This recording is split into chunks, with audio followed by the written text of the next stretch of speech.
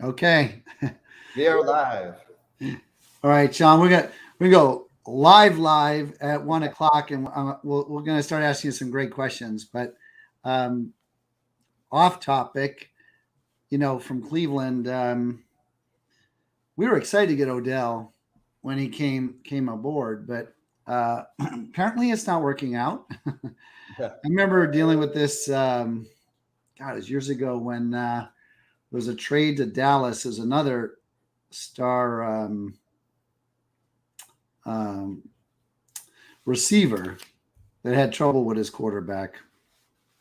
Trying to think of who that was. I don't know if we're going all the way back to the Terrell Owens days of Yes, T.O. Yeah. I was live on ESPN in New York City, and they asked me about T.O. Yeah. And they asked me how long I thought he would last in Dallas. I said, ask the quarterback. These guys that, as you know, I mean, they've established such a brand, whether it's Terrell Owens or OBJ. And I think that has so much of the glitz and glamour and how they feel they're being sort of viewed and seen by the general public and how their brand is doing overall. So I think, that has so much to do with it too. I mean, if you do end up on a new team, you just kind of want to keep that star persona that you have going with the team to match your brand and not have, not be too far apart. If that makes sense. It does. It's very interesting. I mean, I was talking to an ex-Laker player the other day. I'm just going to turn off these emails here real quick so they're not beeping. Give me a second so we have quiet in the background. There it is. Closed. There you are. I'm not going to name names, but he's just saying what he's watching out there now with the players, especially the big name players, is it's all about the brand. Yeah. And a lot less about basketball. Yeah. And the older players, and they're not that old. Yeah. They don't like what they're seeing, from their perspective. Yeah. And I can't say if I was in anybody's position as a well-known player what I would do or not do, but I just hear the talk behind the scenes. Yeah. What's going out there with those guys. Yeah. But did you hear OBJ was possibly considering? I just know that's been a team of that would be one of his preferences. I mean, if you had to give him a top 3 teams of where he'd like to see himself land, 49ers would absolutely be one. I think he likes the system, and again, I mean, the Niners have a lot of work to do to dig themselves out of the hole they've kind of started here in. I mean, before this last week's win, we were under a 4-week consecutive losing streak, so we're trying to get back on track. It's a very competitive NFC West, as you know, so we'll see how it all shakes out. So we need to beat you guys when you come up our way here in a couple of weeks.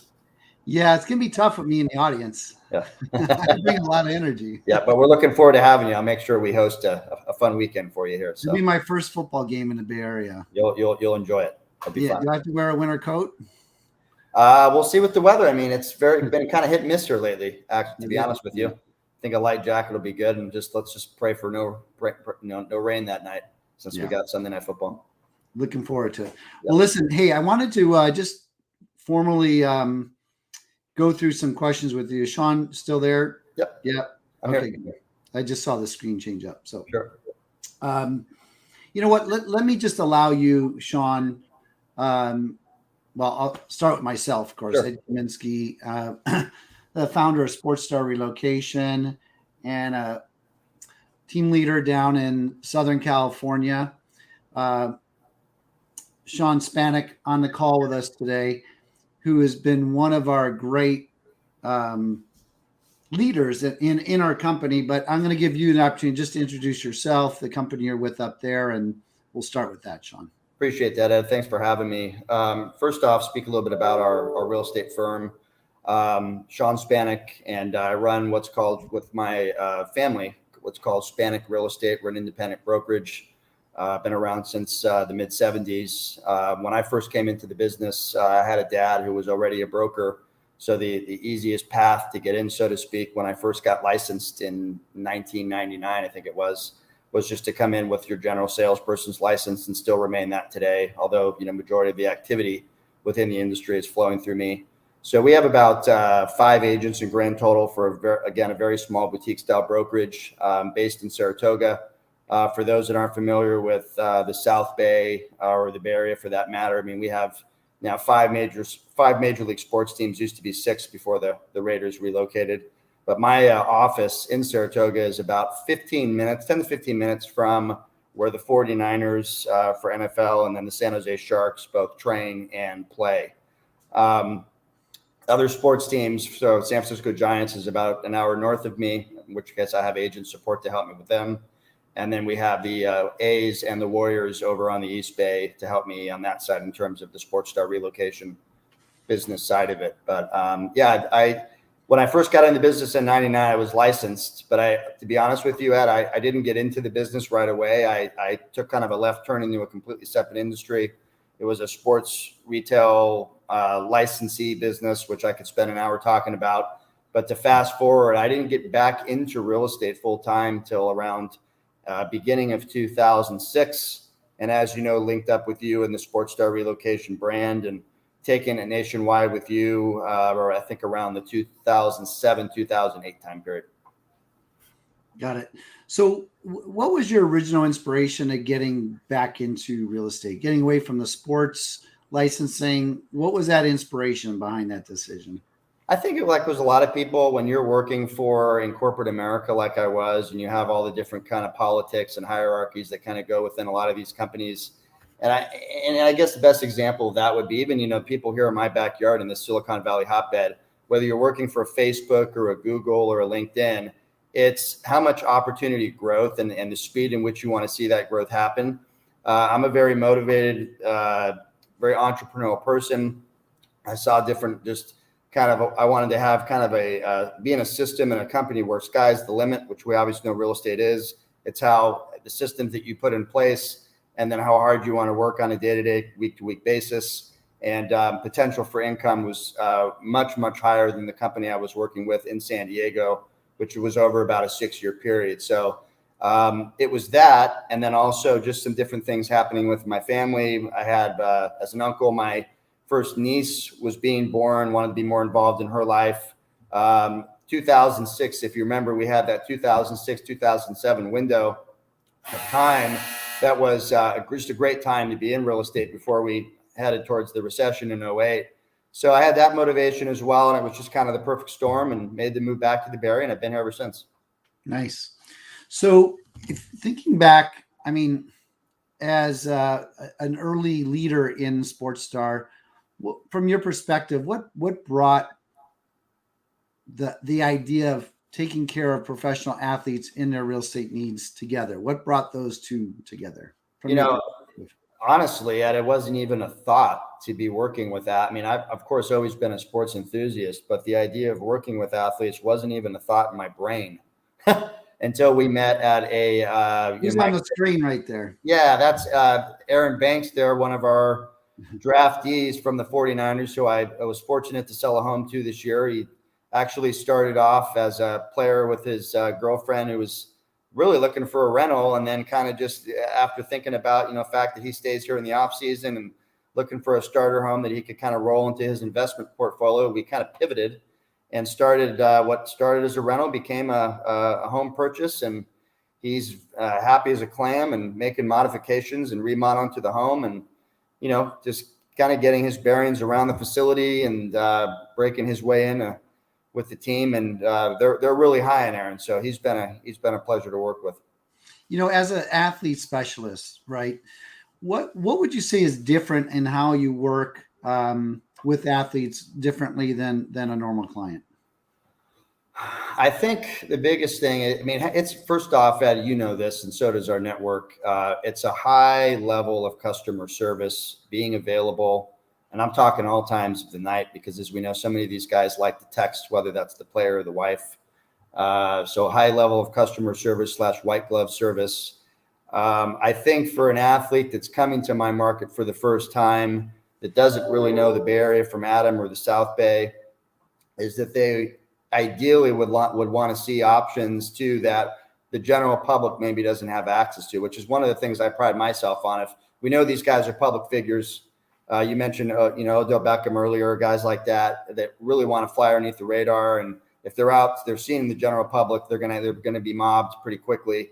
So even as we kind of move and flow through looking at showings in real estate, if I can take them and show them something that a home, or whether that be to buy or they're looking for a rental, and show them inventory that the rest of the public, sort of shadow inventory, doesn't even know is available, that's a huge plus for them and for me. And trying to make their lives as hassle-free as possible. They come into a new market and they want to settle down. You know how it works. I mean, they want to get into the playbook and start moving. I'll clarify. So he said South Bay. I work in the South Bay, Yep. but we don't work in the same South Bay. Correct. So LA has a South Bay. San Francisco has a South Bay. But that brings me to the question, working with athletes and from the outside looking in, everyone assumes they all make $25 million a day and they buy $28 million houses. But the reality is there's players that are much more conservative, either by choice or by salary. Yep. So if someone's coming into your marketplace, what are the, just tell us a little bit about your market and the options of where you can live price-wise, right? Does it range from what to what? So our entry level for single family, and this is just in an average neighborhood, I would call it 850 to 950, 850K to 950K. For something a little nicer and more of an area like what they would call Los Gatos or a Saratoga or a Campbell, which is where a lot of hockey and football players reside, about call it 20, 25 minute drive from the facility. You can get something fairly nice for 1.3, 1.4, not to talk numbers too specifically, but one of the draftees for the Niners I just helped with, I think we ended up at a price point closer to about 1.8.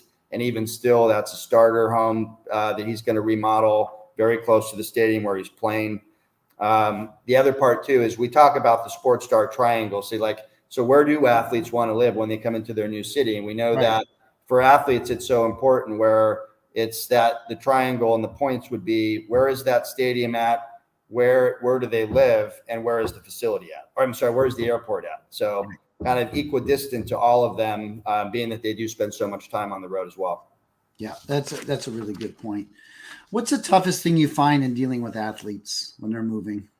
A lot of it's just the speed in which things need to happen. I think the biggest stress I would see is when you're not necessarily prepared for the trade coming to your market. I mean, some of these trades happen at the very last minute, and all of a sudden you're getting the word that XYZ player is now a 49er or San Jose Shark or MLB up against the trade deadline. The player is going to be in your market right away. So first of all, the housing piece, ideally you'd like to have it where they're not staying in a hotel or something like that. So you want to try to find them maybe a short-term rental to get them through the balance of the season. The other things that would be stressful that you might be dealing more with a wife with might be just moving the cars and putting the whole furniture piece together and then setting up to have all that transported sooner than later, so they can at least start making their new home feel like home. Right. So when you're dealing with speed, you're dealing with communication. You got a new couple there on the screen. Who we got there, Sean? So that's one of our star San Francisco Giants players that I've worked with since day one of him with the Giants, Brandon Belt. Had, some injuries back and forth, but really stepped up. And very unfortunately, we lost him to I think it was a thumb injury right before the playoffs started. So could have been very useful against the Dodgers. We probably would have beat the Dodgers if we would have had Brandon. Yeah. Yeah. So I was going to ask you, what do you find is the greatest thing you do for these players when they come to town? What do they really love about what you do for them? It's everything I mentioned before. It's everything all kind of buttoned up in the one. Like I said, it's that high level customer white glove service. They really want to know that you're there for them for all those little details as well. I mean, we always, as our core level of services, we talk about real estate, talk about rentals, car transports, household good moves. There's so many other requests, as that would come up maybe from even the girlfriend or the wife. Like, hey, Sean, my husband's got a pretty detailed eating regimen. Who do you recommend as a private chef? Do you got any thoughts on that? Or we have 3 dogs. Do you have a dog walker? So I don't have to walk them all the time. Or, those types of things too, where you're just such a solution and a one-stop for just about anything that they could possibly need. So the concierge side of our business is such a key piece for any athlete, in the relationship building, so that when it does get to a point of, having an opportunity to maybe sell them a home, there's just such a good feeling going on because of what you've done for them up, to date. Yeah, I think being a great resource, a resource center for them is key. Do you find that the spouses are an integral part of this process as much as the players are? Absolutely. I mean, I'd be honest. There's so many delightful wives and girlfriends to work with. There are some not, but many are. They're really a pleasure to work with, and I'm happy to work with them because, as we know, we want the players to be able to focus on their playbook, and they've got so much going on, both on and off the field. The more the wife can be involved, if she chooses, certainly a good for them to be involved. More specifically to your market area, I know a lot of these players and just your clients' school becomes really critical to their choice of where they're going to live. Yep. Tell us about the schools in Northern California. Are there good options? And it's funny you mentioned schools, because it's just as important for athletes as it is a lot of these elite corporate individuals I'm working with, from the Googles and from the LinkedIns, et cetera. They're just as equally concerned about putting their kids into the great schools. And same thing, they want to be, if they can do it, where they can be in a great neighborhood, great school system, or great school district, and be striking distance to work. That's a huge priority for them. Athletes the same. I mean, we look at guys like the Steph Curry types, where you're living over in the East Bay and then you're moving over to the peninsula side, and a lot of this is just a function of the schools that you can send these kids to make sure they're getting an elite education. And do you find that players, and I know how it is in Southern California, but for Northern California, do they make it their permanent home, or is it really just where they play and they go somewhere else after the season? Yeah, a lot of it, I think, a struggle here, and just like New York, for example, or even down in your market. I mean, for a lot of these kids, when they're first coming in to NFL or whatever their sport may be, it really is sticker shock. I mean, they're used to seeing the pricing from where they're from in the Midwest or the South, and the bang for the buck and what you can get square footage wise there. So few things, they come to the Bay Area for the first time. They don't really know the market. So that sometimes the best fit is to put them into a rental where they can get to know the area first and foremost. And then they're going to have to decide how much do they really like the Bay Area, because we know that these guys they're playing here half the year, and then they're going to typically go back to their off season for the other half. And that's a great thing about our network, is if I don't have an opportunity to sell a player a home here and work with them, someone in our network will. I mean, I might have an athlete who just tells me from day one, Sean, me and my wife and I talked about it, and we don't have any plans to buy in the Bay Area. We just prefer to do a rental, but we do spend half the year outside of Nashville, Tennessee. Do you happen to have a rep back there? You mentioned your national, and then boom, I'm able to refer that off to our resource in Nashville, of which we have multiple, and connect them with a great realtor resource, whether that's buying a house, or many of these athletes like to build homes because they have so many different custom pieces and they want to have it exactly as they want it. I know Sharks for hockey, for example, several of the former and current players for the Sharks have built these monstrosity homes, and it's been a custom estate that they built from ground up. So when you think about growing your business, because some of the people listening today are in the real estate business. Maybe they want to develop their niche, right? Whether it's athletes or whatever it is. What are 2 or 3 things you feel you have to do to develop your niche in this business to make sure you're succeeding, growing? What are a couple of things that you have to do? I think first you've got to know who the players are within the circles, if that makes sense. One thing about sports and entertainment, once you get into the circle, it really is a pretty small circle, and a lot is intertwined, as you know, between business managers, sports agents, the wealth advisors, and even the teams. a lot of once you get in the intertwine, they all know each other. Okay. So for us, like you said, we get asked the question all the time, how do you even get traction, Sean, or how does SportsStar Relocation gain traction with the athlete community? And the answers, as we know, is first, we're very embedded with the teams. Many of our agents in our network, as you know, are the preferred realtors of the sports teams, myself included. Knowing who the business managers are, knowing the sports agencies out there, and of course, knowing the wealth advisors, sort of all of the above. And over time, building relationships with them. And that just comes from execution and hopefully the trust and level in which they can hand you referrals. And then persistence, sticking with it. I mean, I can think of sports teams where I kicked off a relationship with them right away, and referrals were coming right out of the gate. Others where it just took time, and I just had to keep nurturing the relationship, maybe whether that be showing up and supporting them at various events. And it came maybe 2 or 3 years down the road. So the persistence, I consider myself a very persistent guy, not just for athlete business, but for real estate business in general. Those are two, I'd say, right out of the gate are the two of the biggest.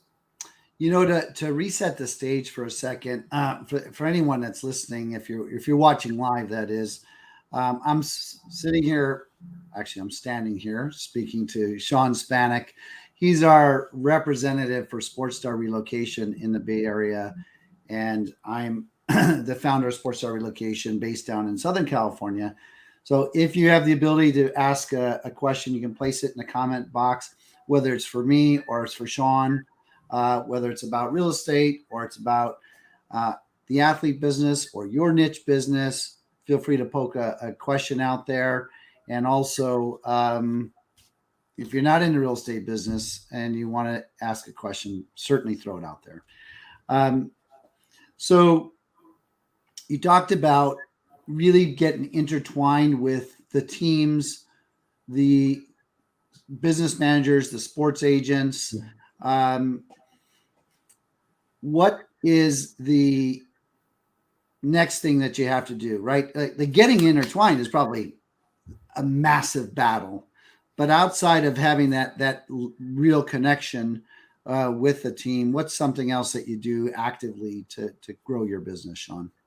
You just referring to just for athlete business specifically? We'll say that niche, right? Or if there's another thing you're doing that's really effective for you, just yeah. Well, one of the photos you just popped up with is one of them. Trying to stay really and be passionately involved with it is to try to not just be a one-way street, but show your support for some of these golf tournaments and charities and things that are dear to their heart as well, or that they're passionate about and be involved. We talk about, sponsoring a hole at a golf tournament or showing up at, a big piece too is so many of the various events that happen, the All-Star games, the Super Bowls, the Senior Bowl events that happen, guys that are transitioning from college into the pros and having a chance to network. So it's putting yourself in a lot of the right networking forums as well, because you're going to naturally and organically meet so many of those types of people as well. I mean, as you know, I pretty consistently attend events like Super Bowl year to year, and those are fantastic events because it's bringing so many great people and so many of our referral partners together in one place where you're going to naturally have a chance to run into them and grab a cocktail and talk business. Yeah, and I got posted up here. I did start a relationship with the team, and I can just share that Sean's really touched on a couple points, but it's more about what can you do for them more than it is what they can do for you. Because we all come at it like, oh God, this would be great if I can get all this business and I deserve it and I'm a great agent, right? But no one really cares about you personally, generally. They care about what you can do for them. So I think the first thing you have to think about is what is it that you really can provide that is great and different and above the cut, right? We all say we do a great job, but is there really a value add that you're bringing to somebody? Yeah. And then you have to stay connected. And sometimes, it's spending time, energy, and money, whether you're supporting a charity for the team, you're getting involved in some involvement that they're doing, like the golf tournaments and things like that. It's connecting with different people on different levels and finding some way, somehow to break in and represent one of these players when they're making that move, or maybe it's just a coach, maybe it's personnel. Yep. And I'll throw that question out to you, Sean. I know when we think about the athlete business, we think of the players, but I understand you've worked with coaches, personnel, and other people. Is that correct? Yeah, I mean, we're the player. Yeah, I mean, that's a great question, Ed. We're a resource to the whole organization. You look at the 49ers, for example, and we know within every sports team, there's sort of that key referral partner that you want to establish a great relationship with. Again, within NFL, it's player engagement. And I think when I had my initial meeting with Austin Moss, that exact question came up. He wanted to know, is your company and your services, are they a resource to just the players and the wives / significant others? Or can it be used by coaches, front office personnel, et cetera? And it's really all the above. So I think I had a couple, to your point, Ed, I had a couple coaching referrals, special teams coach, defensive coach, et cetera, before players even started getting referred to me. And it's all, we looked, it's helping the client. I don't care if they're a coach or a player, or just the job is just get the job done at a high level. Yeah, you never know what you get dragged into with these relocations. I'm going to share a quick story and give you an opportunity to see if you have any dirt that you can share with the group. But I had to move. Wasn't a player. It was a rap artist, actually, from Tennessee to California, and we got dealt with a very interesting challenge. Apparently, the rugs in the car, the mats, were made out of mink, like high level mink mats. Yeah.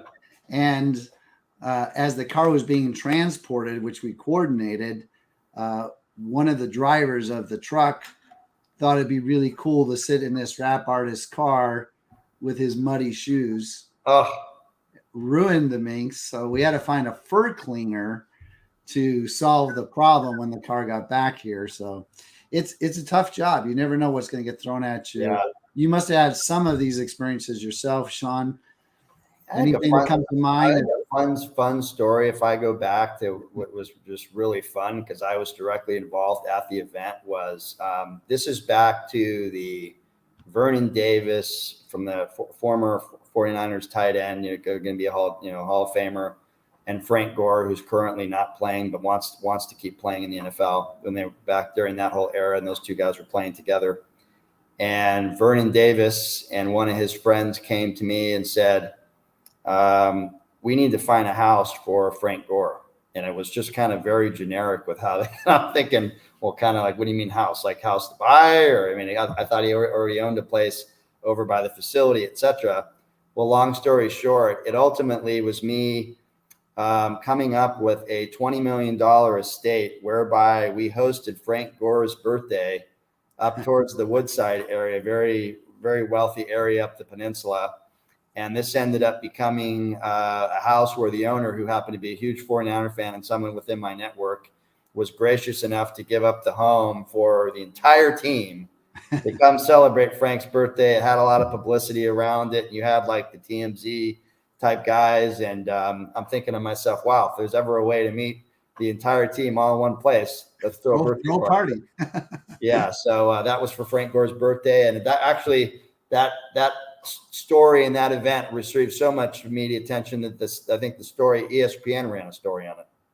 That's awesome. Yeah. Well, Sean, thanks for jumping on this afternoon. I really appreciate it, getting caught up with you and in the Bay Area. And to close out, is any inside scoop of what's happening up there in Bay Area sports that we should know about? I mean, not too much. I mean, we're at that point of the year, now that we're into November. I mean, baseball has just ended, and these other three sports are playing. So for our group, it's going to be, I think, if you really look kind of the calendar year of what's coming up, that's going to be the next big exciting thing.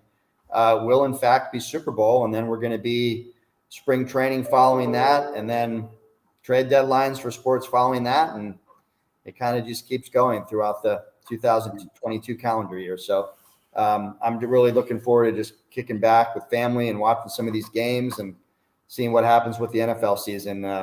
as we move along. Well, Shawnee, thank you for jumping on. I really appreciate it.